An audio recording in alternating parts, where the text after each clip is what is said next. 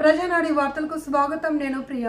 శ్రీకాకుళం జిల్లా పలాసలో జీడిపప్పు అక్రమంగా రవాణా అవుతోంది. పలాస నియోజకవర్గ పరిధిలోని జీడిపప్పు ఉత్పత్తిదారులు ప్రైవేట్ బస్సుల్లో జీడిపప్పును అక్రమంగా తరలిస్తూ కోట్లాది రూపాయల పన్నులు ఎగవేస్తూ ప్రభుత్వ ఆదాయానికి గండి కొడుతున్నారు. పలాస సమీపంలోని ఇండస్ట్రియల్ ఏరియా కోసంగిపురాలను అడ్డాగా చేసుకుని జీడిపప్పు వ్యాపారులు అక్రమ వ్యాపారం యథేచ్ఛగా కొనసాగిస్తున్నారు.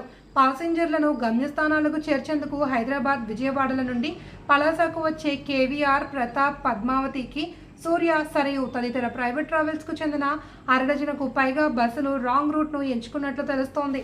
జీడిపప్పుతో పాటు ఇతర ఉత్పత్తులు ఏవైనా గూడ్స్ ట్రాన్స్పోర్ట్లు సర్వీసుల ద్వారా గూడ్స్ క్యారియర్లలో మాత్రమే తీసుకువెళ్లాల్సి ఉండగా ఎటువంటి అనుమతులు, వేబిల్లులు లేకుండా బస్సుల కింద వెనుక భాగంలో బస్ స్టాప్లపై జీడిపప్పు డబ్బాలు లోడింగ్ చేసి గుట్టుచప్పుడు కాకుండా తరలిస్తూ సొమ్ము చేసుకుంటున్నారనే బహిరంగ విమర్శలు స్థానికుల నుండి వినిపిస్తున్నాయి. పలాస నియోజకవర్గంలోని పలాస రూరల్ మండలంతో పాటు వజ్రపు కొత్తూరు, మందస, హరిపురం తదితర ప్రాంతాలలోని జీడి కర్మాగారాల నుండి ఆటోలు, లగేజ్ ఆటోలు, కార్లు, వ్యాన్లు, టాటా ఏసీలలో జీడిపప్పు ఎక్కించి ప్రైవేట్ బస్సుల్లో ఎక్కించి ప్రభుత్వ ఆదాయానికి జీడిపప్పు వ్యాపారులు పెద్ద మొత్తంలో గండి కొడుతున్నారు.